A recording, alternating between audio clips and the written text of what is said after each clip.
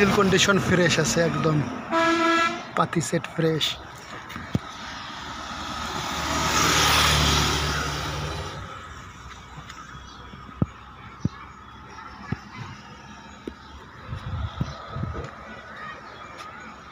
রাজশাহীতে খাটার জন্য নিতে পারবে যারা কাঠের বডি খোঁজে। গাড়ি শুধু টায়ার লাগবে 3 জোড়া আর হুইল লাগবে 2টা, তাছাড়া গাড়ি মোটামুটি ফ্রেশ।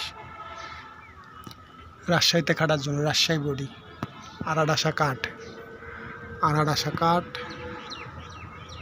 এই গাড়িটা রাজশাহীর লোক নিতে পারবে সব।